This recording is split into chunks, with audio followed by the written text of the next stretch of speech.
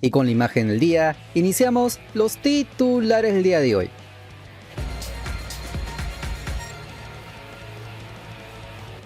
Y lo que les avisamos que podría pasar se oficializó este domingo: la convocatoria de emergencia de un futbolista más a la selección peruana. Claro, el tema rápidamente empezó a quemar las redes sociales porque se trata de una baja sensible para Manu Menezes en plena preparación rumbo a los amistosos de la fecha FIFA de junio. Pero vayamos por partes. Todo arrancó cuando la Federación Peruana publicó un comunicado oficial anunciando que Alex Valera quedó fuera de la convocatoria por lesión. Según se informó, el delantero de Universitario de Deportes no pudo recuperarse del golpe sufrido en el último partido de la Liga 1 contra el Sport Huancayo, y tras evaluaciones médicas realizadas junto al Club Crema, se tomó la decisión de desafectarlo de la gira internacional. Un verdadero baldazo de agua fría para el comando técnico, sobre todo porque el atacante nacional venía perfilándose como una de las cartas ofensivas más importantes dentro del esquema del técnico brasileño. Y claro, muchos ya habían quedado preocupados después de lo ocurrido en el Monumental. Valera había arrancado como titular ante el Rojo Matador y hasta se había hecho presente en el marcador con un golazo. Pero todo cambió tras una jugada bastante fuerte en el segundo tiempo. El delantero recibió un impacto en la espalda, luego de disputar una pelota dividida y quedó tendido varios minutos sobre el campo de juego. Las imágenes preocupaban bastante porque el atacante prácticamente no podía moverse con normalidad. Como se vio en la transmisión, el delantero crema abandonó el estadio con claras molestias físicas. Incluso se le vio sujetándose la zona lumbar mientras caminaba lentamente hacia la salida del recinto de ATE. En un primer momento, desde la U intentaron bajar un poco la tensión, señalando que solo era una contractura muscular producto del golpe recibido. Pero al parecer las evaluaciones posteriores terminaron revelando un panorama mucho más complicado de lo esperado. Y ahí es donde comenzó la incertidumbre en Videl, porque Manu Menezes ya venía trabajando hace varios días con un grupo reducido pensando en los amistosos frente a Haití y España. Encuentros que servirán para seguir observando jugadores y empezar a construir una base competitiva para lo que se viene en los próximos meses. La ausencia de Valera deja al técnico con menos alternativas en la zona ofensiva y obliga a replantear algunas variantes que están en carpeta.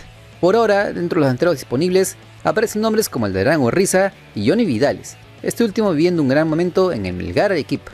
De hecho, muchos hinchas venían pidiendo hace rato más oportunidades para futbolistas del torneo local que atraviesan un buen presente. Y aunque algunos pensaban que la federación no iba a llamar a nadie más, finalmente la novela tuvo un nuevo capítulo pocas horas después. Y es que lo que se venía rumoreando y pidiendo en redes sociales terminó confirmándose. La federación anunció oficialmente la convocatoria de Maxwell Castro, la joya del Sporting Cristal, cada vez una más fuerte que nunca, donde posiblemente al extranjero vestirá nuevamente la camiseta bicolor en la próxima fecha FIFA de junio. Con apenas 18 años, el extremo rimiense tendrá ahora la oportunidad de meterse al grupo principal y mostrarse bajo las órdenes del técnico brasileño a una fecha FIFA bastante exigente. La noticia generó bastante hype entre los hinchas bajopontinos y también en buena parte del pueblo futbolero, porque Max Loren viene siendo uno de los jóvenes con mayor proyección en la Liga 1. Es rápido, encarador y con personalidad para jugar sin miedo. El atacante ya había despertado interés hace meses atrás por sus actuaciones tanto en el campeonato local como en la Copa Libertadores. Y ojo, no es casualidad que Manu Menezes haya decidido apostar por él en este mismo momento. El comando técnico brasileño estará buscando renovar ciertas posiciones y darle espacio a futbolistas jóvenes que puedan convertirse en alternativas reales pensando a futuro. En ese contexto, la presencia del extremo de Sporting Cristal aparece encajar perfectamente. Durante la temporada ha sumado contenido importante, y eso terminó inclinando la balanza totalmente a su favor. Además puede jugar por ambas bandas y tiene características distintas a las de otros atacantes nacionales. Ahora, mientras algunos celebran este llamado como un fichaje bomba para la selección peruana, otros aún mantienen ciertas dudas sobre si tendrá suficiente experiencia para partidos de este nivel, porque una cosa es destacar en la Liga 1 y otra muy distinta enfrentar a selecciones internacionales donde la intensidad cambia totalmente. Pero justamente para eso sirven esos amistosos, para observar, probar y sacar conclusiones. Por si fuera poco, la selección no solo perdió a Valera en esos días, como se los avisamos, también sufrió la baja de Miguel Araujo, otro futbolista importante que terminó desafectando tras presentar molestias físicas luego de competir en Copa Libertadores. Eso obligó al profe Menezes a mover piezas en defensa y revisar otras opciones que puedan responder a una zona donde Perú también requiere renovación urgente. Lo cierto es que Maxwell Castro tendrá una vitrina importante para demostrar que puede competir al más alto nivel y que no está en la selección solamente por completar el grupo. De hecho, ya les anticipamos que los scouts del viejo continente estarán haciéndole cerca en esta fecha FIFA de junio, donde romperla ante Haití y España Muy seguramente más de un club europeo romperá el chanchito para poder llevárselo en este mercado de pases. Veremos entonces cómo acaban todas estas mini novelas del fútbol peruano. Y lo que vive el Sporting Cristal es una verdadera pesadilla, por cuando parecía que el cuadro rimense podía cerrar tranquilo esta primera parte del campeonato, terminó llevándose un golpazo durísimo en Cusco tras caer por 3-2 frente al Cienciano, un encuentro que tuvo de todo y que volvió a dejar muchísimas dudas en el funcionamiento defensivo de los celestes. Como se informó durante toda la semana, el equipo del RIMAC llegó obligado a sumar para no perder terreno pensando en el acumulado, pero otra vez terminó pagando caro sus desconcentraciones. El arranque ya avisaba que la tarde no sería sencilla para el equipo dirigido por José Ricardo. El cuadro imperial salió con bastante intensidad, presionando arriba y aprovechando la velocidad en ataque. De hecho, en los primeros minutos ya había generado un par de ocasiones que preocuparon muchísimo al portero Diego Enríquez, quien desde temprano comenzó a convertirse en uno de los pilares más importantes de este Cristal. El seleccionado nacional respondió bien y evitó que el baldazo de agua fría llegara demasiado rápido. Y mientras Cienciano dominaba territorialmente, Cristal intentaba acomodarse como podía. Los rimenses tenían dificultades para sostener la pelota y por momentos parecía que el mediocampo estaba totalmente partido. Alejandro Hover empezó a encontrar espacios entre líneas y cada pelota parada generaba sensación de peligro a favor del cuadro cusqueño. Ahí varios hinchas celestes comenzaron a quemar las redes, criticando la poca reacción defensiva del equipo. Pero cuando menos cómodo estaba Cristal, apareció el primero del partido. Gabriel Santana encontró un espacio por izquierda y definió de gran manera para poner delante al conjunto bajo Pontino, un tanto que sorprendió incluso al propio Cienciano, porque hasta ese momento el trámite parecía favorecer bastante al cuadro imperial. Tanto en redes como en los medios reconocían que el marcador no reflejaba del todo lo que pasaba en el campo de juego. Decían que había cierta injusticia.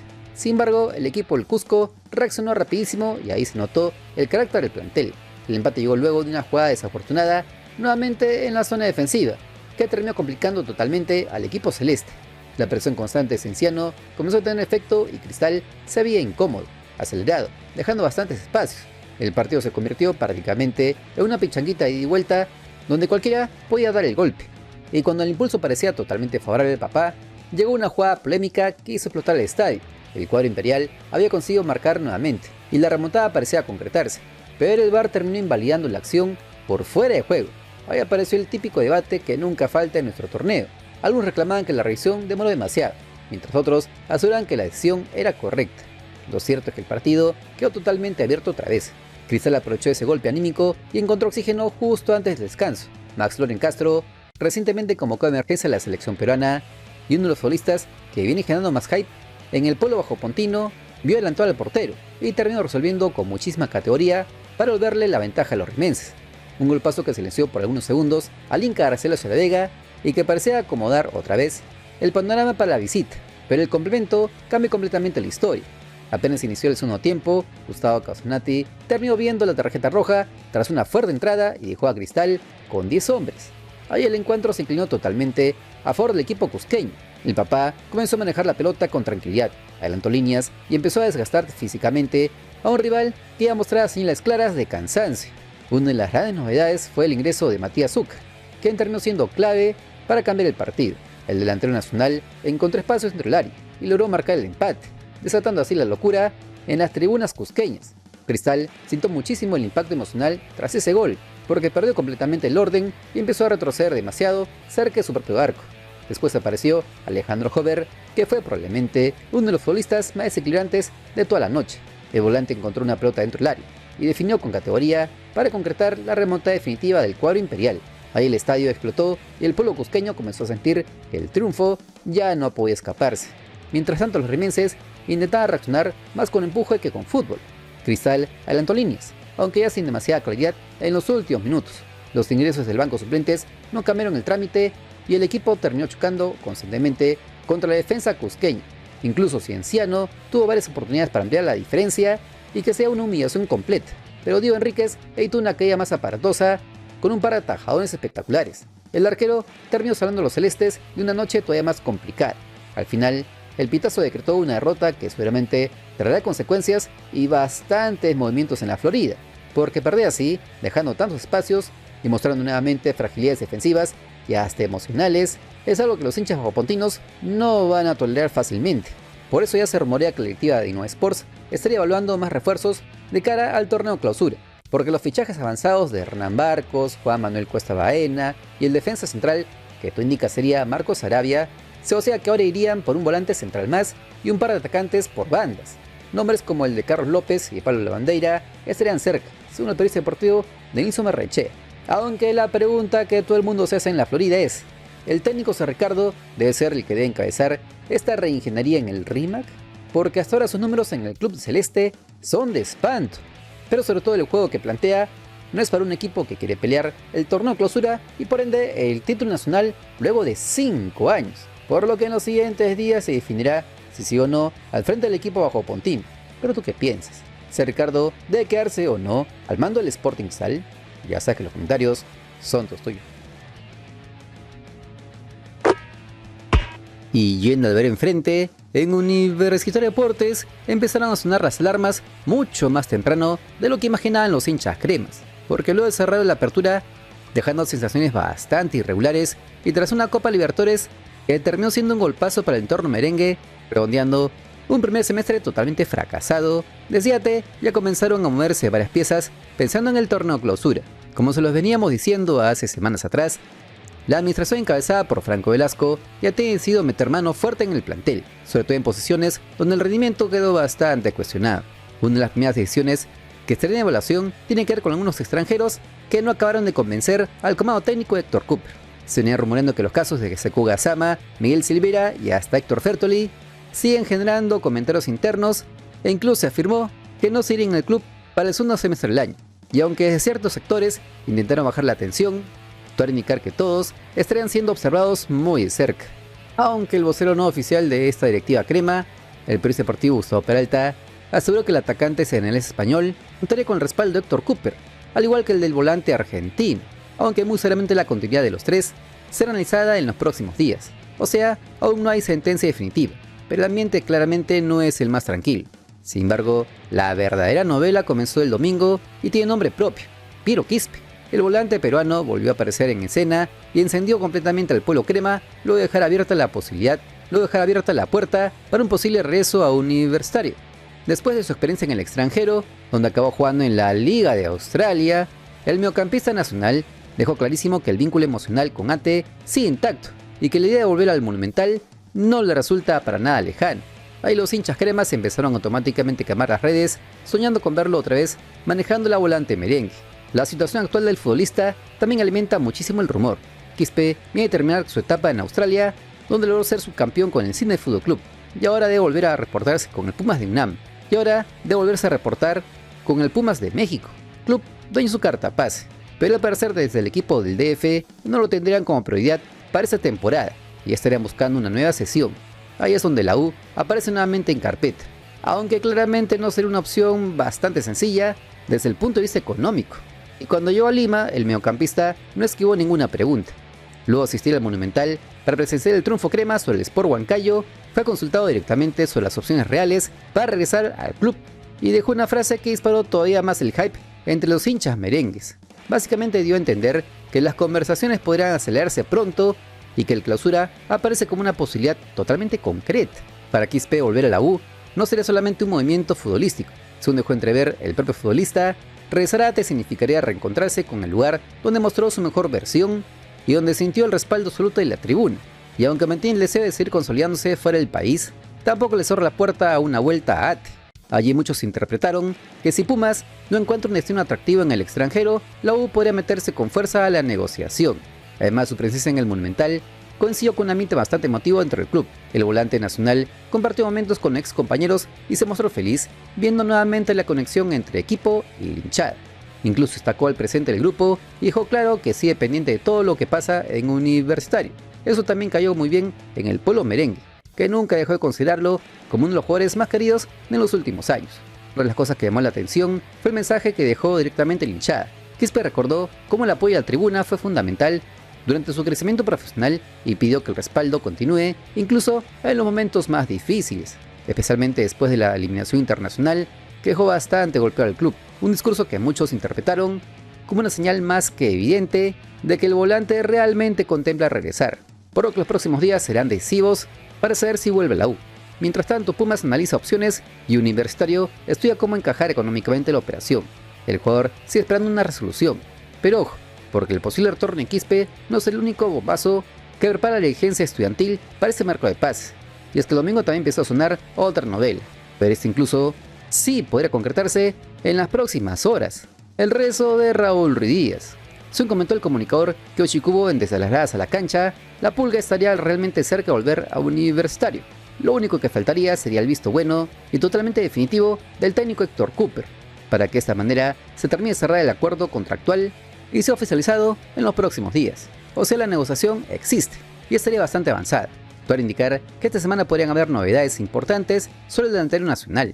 Pero atención, porque la novela más inesperada tendría como protagonista a otro excrema, Rodrigo Ureña. Sí, el volante chileno que en el mercado de pases salió de AT, ahora vuelve a ser vinculado a Universitario. Y lo confirmó el mismo Kyoshi Kubo en Desde las Gradas a la Cancha. Rodrigo Ureña no está ahorita en las mejores situaciones de Millonarios, quiere regresar a la U. Ha visto que la U está en un momento difícil. Ha conversado también ha conversado con la llamada que habíamos hablado y todo ese tema. Esta semana se va a poder conversar acerca del monto que se puede llegar a ganar. Y si todo sale bien, yo creo que esta semana podría haber acuerdos o anuncios sobre estos jugadores en Universitario de Deportes. O se define o se termina de cerrar. Si este canal te acompaña en tu día, apóyalo con un buen like. Es el aplauso que nos alienta a seguir trabajando y con lo que crecemos en esta dura plataforma. Cabe contar que desde Colombia aseguran que la cabeza de Rodrigo Ureña está totalmente enfocada en el Millonarios de Bogotá.